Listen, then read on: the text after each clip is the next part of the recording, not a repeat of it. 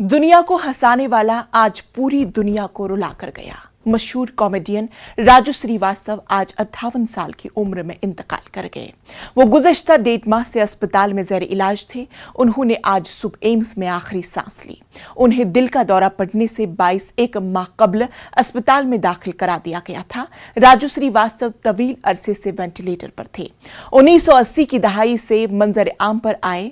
2005 stand up comedian और great laughter challenge से उन्हें मकबूलियत हासिल हुई। बाजीगर, बॉम्बे टू गोवा, आमदनी अठन्नी, खर्चा रुपया जैसे फिल्मों से उन्हें काफी शोहरत हासिल हुई। जम्मू कश्मीर के एलजी मनोज सिन्हा और सीनियर सियासतदान गुलाम नबी आजाद ने राजू श्रीवास्तव के इंतकाल पर दुख का इजहार किया। आजाद और सिन्हा ने अपने ट्वीट में राजू श्रीवास्तव को बेहतरीन कॉमेडियन करार दिया। उन्होंने कहा कि राजू श्रीवास्तव के इंतकाल से जो खला पैदा हुई है उसे पुर करना नामुमकिन है।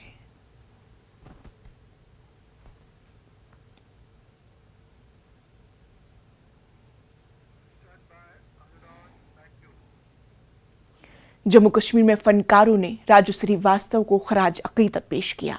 पुलवामा के नामवर अदाकार और कलमकार शकील आजाद ने भी राजू श्रीवास्तव को शानदार अल्फाज में याद किया। राजू श्रीवास्तव ने फिल्मों से इस कॉमेडी को निकाला और आम लोगों तक पहुंचाया, आम लोगों स्टेज पर पहुंचाया। गली गली कूचे कूचे में ये कॉमेडी पहुंच गई। इसका सारा सहरा अगर मैं कहूँगा राजू श्रीवास्तव साहब के सर जाएगा।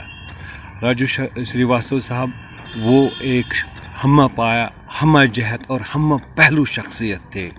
और मैं ये भी कहूँगा कि राजू श्रीवास्तव साहब का कॉमेडी में कोई सानी नहीं। उनका वो एक डायलॉग मुझे अभी भी याद आ गया, बम आए और बम फटे और मैंने कहा कि फट लूँ।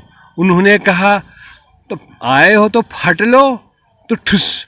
ऐसे कुछ वो हंसाते थे। छोटी छोटी बातों को एक बड़ा देते थे, एक बड़ा कैनवास देते थे। वो उस किस्म की शख्सियत थी। छोटी छोटी बातों को एक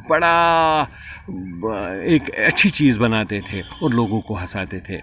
और हम यही आज दुआ करेंगे कि रेस्ट इन पीस